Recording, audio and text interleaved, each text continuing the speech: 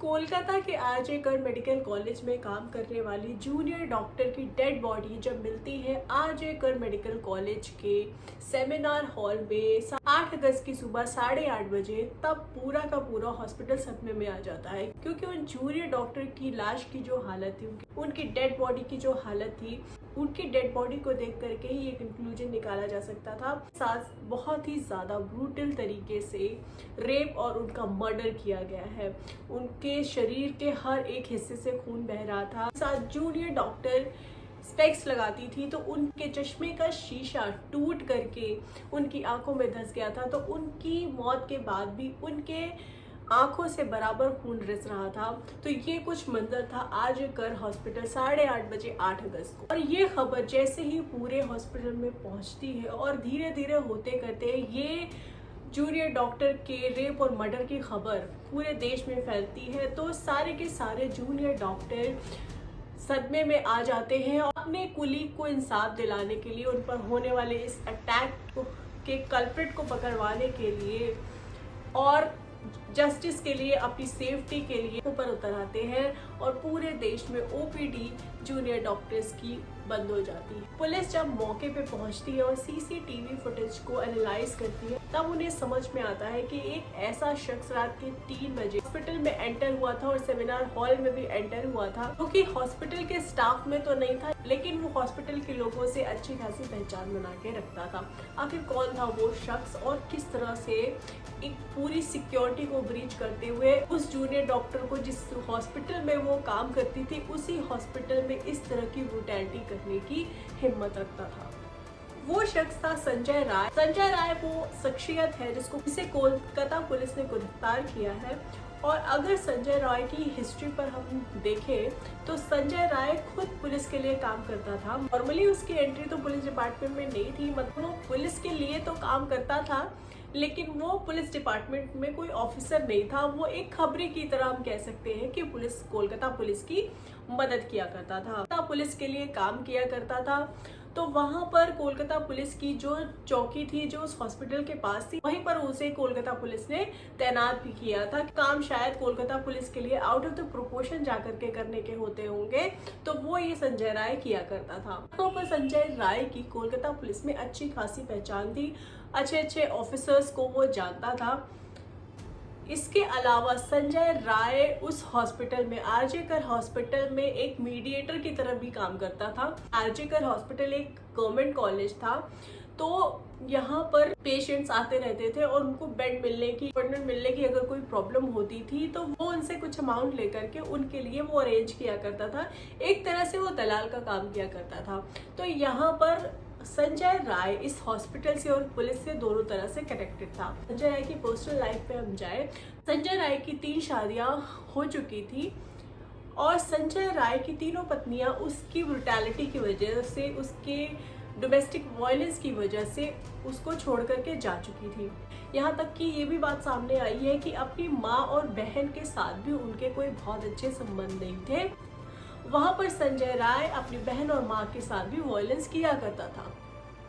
क्योंकि संजय राय हॉस्पिटल और पुलिस दोनों से कनेक्टेड था, जब ये इंसिडेंट होता है उस रात को संजय राय अपने ही भर्ती कराए हुए एक मरीज के घर से मिलता है और उनसे उस मरीज का हाल चाल पूछता है। हॉस्पिटल के पीछे ही किसी जगह पर वो दोनों मिलकर शराब पीते हैं। उसके बाद वो तीमारदार, जो पेशेंट का वो तीमारदार था, वो तो वहां से चला जाता है। संजय राय इधर उधर घूमने लगता है और घूमते घूमते वो हॉस्पिटल में पहुंच जाता है।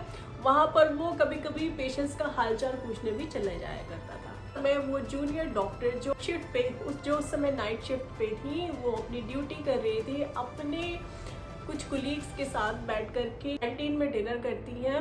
और क्योंकि उनके सारे कुलीग के कुछ पेशेंट्स को उनको अटेंड करना था, इसलिए कुलीग वहां से चले जाते हैं और वो सेमिनार हॉल में थोड़ा टाइम मिलता है उनको, तो वहां पर वो रेस्ट करने लगती है। आंखें बंद करके वहां पर रेस्ट कर रही होती है, तभी एंट्री होती है संजय राय की। यहाँ पर संजय राय की नीयत उस डॉक्टर पे खराब हो जाती है और वो उनको काबू में करने की कोशिश करता है। और डॉक्टर ने हालांकि अपनी पर्सनल कैपेसिटी में पूरी तरह से फाइट दी और इस फाइट में डॉक्टर की आंखों का चश्मा टूट गया जो उनकी आंखों में धंस गया। और जितने भी स्पेक्स लगाने वाले लोग हैं वो इस बात को अच्छी तरह से समझ सकते हैं कि अगर आंखों से हटा दिया जाए तो ये विजन काफी ब्लरी हो जाता है और आइडेंटिफाई करना मुश्किल हो जाता है। फिर भी वो डॉक्टर फाइट करती रही कि हड्डियां टूट गई, एड़ी में बहुत ज्यादा चोट आ गई, गर्दन पर चोट आ गई और भी कई जगह उनको चोटें आई।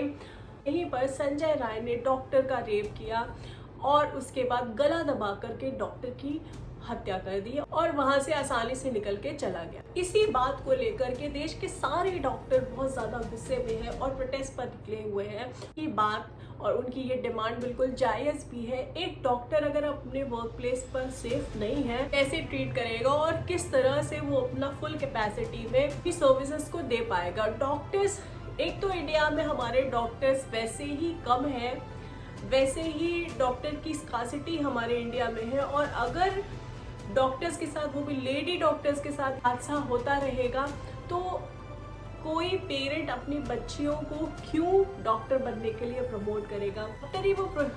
डॉक्टर अपने पेशेंट की जान बचाने के लिए, उनको रिलीफ दिलाने के लिए अपनी पूरी कोशिश करते हैं और भगवान के बाद ये माना जाता है कि डॉक्टर्स ही वो है जो आपको रिलीफ दे सकते हैं। एक डॉक्टर की सेफ्टी ही इस तरह से स्टेक पर रहेगी तो वो डॉक्टर अपने फुल पोटेंशियल पे कैसे काम कर पाएगा। मेल हो या फीमेल हो, सबको ही प्रोटेक्शन की जरूरत है, सबको ही अपने वर्क प्लेस में सेफ फील करने की जरूरत है क्योंकि डॉक्टर का प्रोफेशन एक ऐसा प्रोफेशन है कि वो दिन और रात नहीं देखता है। कोई भी शख्स, चाहे मेल हो या फीमेल हो, मेडिकल लाइन में जाने का डिसीजन लेता है तो उसे ये पता होता है कि ये उसकी ड्यूटी 24 घंटे की होने वाली है। कभी ऐसा भी हो सकता है कि ऐसी रिमोट लोकेशन पे उसको जाकर के अपनी सर्विसेज देनी पड़े जहां पर बेसिक नेसेसिटी भी मौजूद ना हो और डॉक्टर्स वहां भी जाते हैं और वहां भी अपनी सर्विसेज देते हैं। क्यों अपनी सेफ्टी को स्टेक पर रख के आउट ऑफ द बॉक्स जाकर के अपने पेशेंट की मदद करेगा।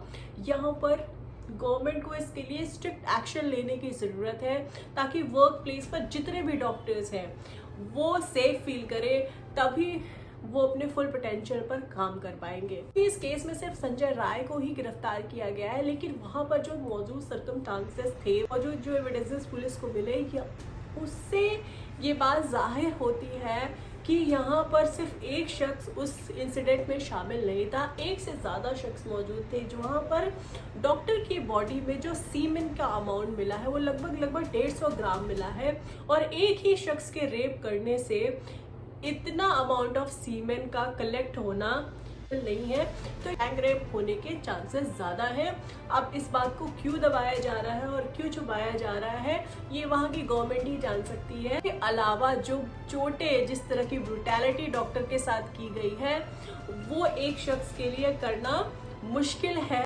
उनके बॉडी पर पाए गए निशानों से, उनके फ्रैक्चर हड्डियों से ये जाहिर होता है कि उन्होंने अपनी लाइफ के लिए बहुत ज़्यादा फाइट किया और अगर सिर्फ शायद एक शख्स होता तो वो डॉक्टर अपनी लाइफ की फाइट को जीत जाती क्योंकि वहाँ पर एक से ज़्यादा। गौर करने वाली बात ये है कि जब उस हॉस्पिटल के लॉबी में और हर जगह पर सीसीटीवी कैमरा मौजूद था, जबकि सेमिनार हॉल किसी भी इंस्टीट्यूट का बहुत ही ज़्यादा इम्पॉर्टेंट प्लेस होता है, वहाँ पर ही सारे इम्पॉर्टेंट फंक्शन और प्रोग्राम्स किए जाते हैं, तो वहाँ पर सीसीटीवी क्यों नहीं मौजूद था। अगर वहाँ पर सीसीटीवी मौजूद होता तो शायद ये पूरा इंसिडेंट उस सीसीटीवी में कैप्चर हो जाता। क्या संजय राय को ये पता था पर सीसीटीवी मौजूद नहीं है इसलिए वहाँ पर उन्होंने डॉक्टर के ऊपर अटैक करना आसान समझा, या फिर सीसीटीवी मौजूद थे लेकिन संजय राय को पता था कि वो सीसीटीवी खराब है। तो यहाँ पर n नंबर ऑफ पॉसिबिलिटी है, लेकिन ये एक बहुत ही ज़्यादा दुख वाली बात है कि एक बहुत ही टैलेंटेड डॉक्टर जो पूरी ईमानदारी से अपनी सर्विसेज को परस्यू कर रही थी, अपने पेशेंट्स की देखभाल कर रही थी और आगे जाकर वो शायद बहुत ज़्यादा कंट्रीब्यूट कर सकती थी एक मेडिकल लाइन में। उनके कुछ सपने होंगे, कुछ अपने फ्यूचर के बारे में उन्होंने सोच रखा होगा, सारे सपने सिर्फ एक रात में टूट गए। अभी तक भी ये श्योर नहीं है कि आखिरकार उनके साथ उस रात में हुआ क्या था। हालांकि इस इंसिडेंट की जांच सीबीआई को सौंप दी गई है, लेकिन आपको बता दें कि ये सीबीआई की जांच टीम को सौंपी गई है उसी सीबीआई टीम ने आरुषि मर्डर केस, बहुत ही ज़्यादा फेमस केस रहा है और आज तक रिजॉल्व नहीं हुआ है। इसके अलावा सुशांत सिंह राजपूत का केस इसी सीबीआई टीम ने हैंडल किया था। तो यहाँ पर सोचने वाली बात यह है कि ऐसी सीबीआई टीम से हम क्या डिडक्शन की उम्मीद कर सकते हैं। हम सबको पता है कि ये दोनों केस ही एक पूरी मिस्ट्री बनकर रह गए और आज तक नहीं पता चला है कि इन दोनों केसेस में एक्चुअली हुआ क्या था। और सबसे बड़ी बात यह है कि ये दोनों ही केस ज़्यादा सस्पिशियस सर्कमस्टांसेस में हुए थे। वैसे ही ये केस है डॉक्टर का जो इस सीबीआई टीम को सौंपा गया है।